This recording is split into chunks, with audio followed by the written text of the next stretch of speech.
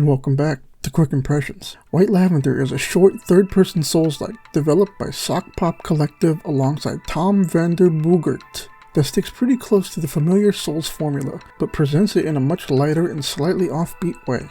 The setup is simple. You're gathering ingredients to make medicine for your sick sister.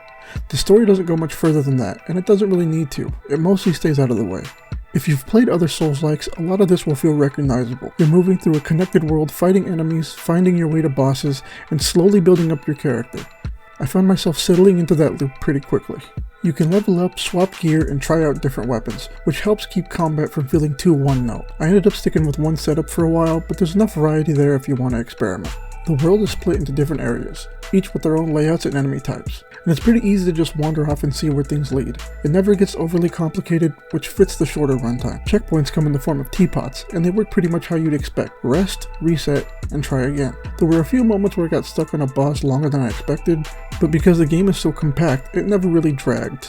Visually, it has a really distinct look. The animations are a bit awkward on purpose, especially the walk cycle, and it gives everything a slightly goofy edge that makes it stand out. It doesn't take itself too seriously even when the combat does.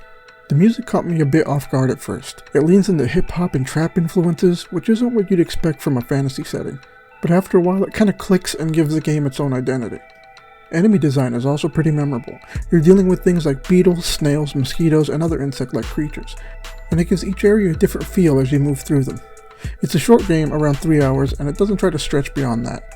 It's a focused take on the genre with just enough personality to make it stand out without overcomplicating things.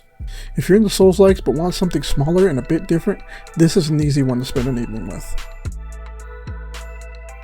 Hey, thanks so much for watching, I truly appreciate it. If you'd like, follow me on Twitch, twitch.tv/skeebybath. That's where I like to hang out with my small community of degenerates. No. They can see in windows. Did you know that?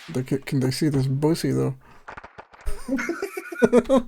I don't know why I said that. And I'll often stream games that I might review, so come hang out, it's usually a pretty fun time. Speaking of, if you have any games you'd like me to give my impressions on, any suggestions at all, leave them in the comments and I'll do my very best to get to them eventually. Also, I make music. There's probably one of my songs playing right now. Go down to the links below or look up SunnyBoy93 and it should come up. Anyway, I truly appreciate it. Thanks again for watching and I'll see you in the next one.